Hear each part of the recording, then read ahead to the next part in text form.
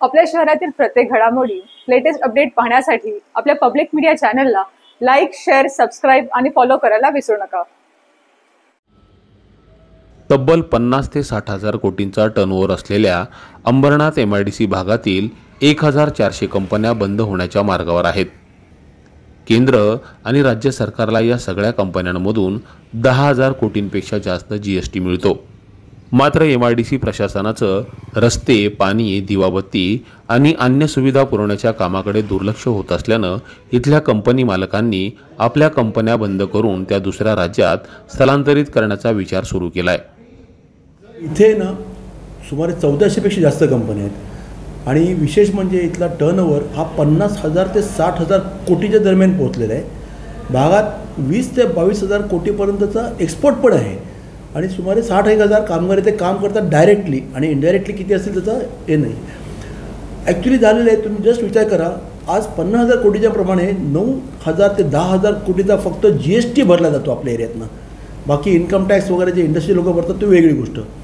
आणि हे सर्व असताना आज आपल्याकडे इंडस्ट्रीचा ग्रोथ का होत नाही? एक तर प्रथम प्लॉट अलॉटमेंटमधला प्रचंड प्रमाणात भ्रष्टाचार। प्लॉटची ॲक्च्युली किंमत 7-8 हजार रुपये पर स्क्वेअर मीटर असते, परंतु MIDCतलं प्लॉट परचेस करताना दलालांमार्फतच तो प्लॉट घेतला जातो आणि दलाल लोक 25,000 ते 30,000 रुपये पर स्क्वेअर मीटर म्हणजे 4-4, 5-5 पटीने तो प्लॉट। एखाद्याला 1,000 स्क्वेअर मीटरमध्ये फॅक्टरी टाकायची असेल त्याला खर्च 60 ते 70 लाख आला पाहिजे, तो खर्च आज 2.5 कोटी फक्त प्लॉटसाठी जायला लागला आहे। इथे कशाला कंपन्या येतील? एक दुसरी गोष्ट, इथे सगळे त्रास म्हणजे रस्ते। MIDCचे रस्ते आम्ही पैसे देऊन MIDCने काही ठराविक रस्ते बनवले, परंतु सगळे आतले रस्ते अजूनही झालेले नाही आहेत। इंटरनल रोड्स आहेत ना ते अजूनही खराब आहेत, ते MIDCने बनवायचे। MIDC प्रत्येक ठिकाणी पैसे मागते आहे। MIDCने शेतकऱ्यांच्याकडनं घेतले 40 ते 50 लाख रुपये एकरने, विकताना 3-3 कोटी एकरने विकले। त्यांचं काम आहे इन्फ्रास्ट्रक्चर डेव्हलप करायचं, परंतु आता ही नवीन फॅशन आहे की इन्फ्रास्ट्रक्चरसाठी पण MIDC इंडस्ट्रीवाल्यांच्याकडनं पैसे घेत आहेत। एक प्रकारचा टोल टॅक्स आहे हा। नव्या येणाऱ्या कंपन्यांना MIDC भागात जागा मिळवण्याच्या कामात मोठा भ्रष्टाचाराचा सामना करावा लागतोय असा आरोप कंपनी मालक करतायत। शिवाय स्थानिक त्रास देत असून काही विशिष्ट कामं ही त्यांनाच मिळाली पाहिजेत यासाठी त्यांची वाढत चाललेली दादागिरी, यावर पोलीस प्रशासनाची बघ्याची भूमिका। शिवाय MIDC भागातील रस्ते बनवण्याकडे MIDC प्रशासनाचं होत असलेलं दुर्लक्ष, MIDC भागात कंपन्यांना होणारा अपुरा पाणी पुरवठा, महावितरणकडून दिला जाणारा सततचा त्रास, सतत असणारा इथला विजेचा लपंडाव, या सगळ्या समस्यांमुळे कंपनी मालक त्रस्त झाले आहेत। जर उद्योगमंत्र्यांनी लक्ष घालावं हे कल्पना आहे। उद्योगमंत्र्यांच्यापर्यंत पोचायचं कसं हाच एक मोठा प्रश्न आहे। आत्तापर्यंत काही उद्योगमंत्री सुभाष देसाई साहेब इथे येऊन गेलेत, काही उद्योगमंत्री निश्चितपणे आलेत, अशोक चव्हाण साहेब येऊन गेले, परंतु आता जे उद्योगमंत्री आहेत ते अजून अंबरनाथला आलेले नाही आहेत। आम्हाला जर का त्यांना जाऊन भेटायचं झालं तरी आमची भेट होत नाही आहे। आम्ही त्यांना पत्रव्यवहार करतो, आमच्याकडे काय होतं की ते भेटू शकत नाही आहेत। बरं, तिथे भेटण्यापेक्षा उद्योगमंत्री जर का प्रत्यक्ष ॲडिशनल अंबरनाथ MIDCमध्ये आले, माझी त्यांना विनंती की त्यांनी यावं आणि कमीत कमी 1 तास इंडस्ट्रीमध्ये फेरफटका मारावा, मग त्यांना ॲक्च्युली परिस्थिती समजेल।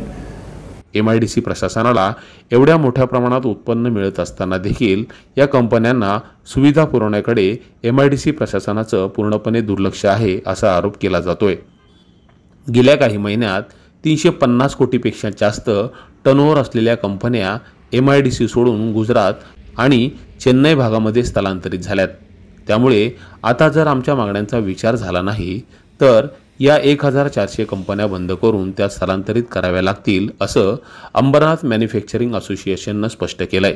1400 कंपन्यांना इतरही प्रॉब्लेम भरपूर आहेत, स्थानिकांचे इश्यू आहेत, स्थानिकांनी जमिनी वाटून घेतल्या आहेत, त्यांनी कोणी माझाच हायड्रा घेतला पाहिजे, माझंच फोकलिफ्ट पाहिजे, माझंच लेबर पाहिजे, माझीच खडी पाहिजे, मीच बांधकाम करणार वगैरे वगैरे प्रकारांनी संपूर्णपणे इंडस्ट्री लोक हैराण झालेले आहेत। आणि एवढे हैराण आहेत की आता आम्ही नेक्स्ट स्टेप आहे की जर का हे सगळं मान्य नाही झालं तर आम्ही रस्त्यावरती येऊ, आणि तरी पण नाही झालं तर निश्चितपणे कंपन्या बंद करून स्थलांतरित केल्याशिवाय काहीही उपाय नाही आहे आमच्याकडे।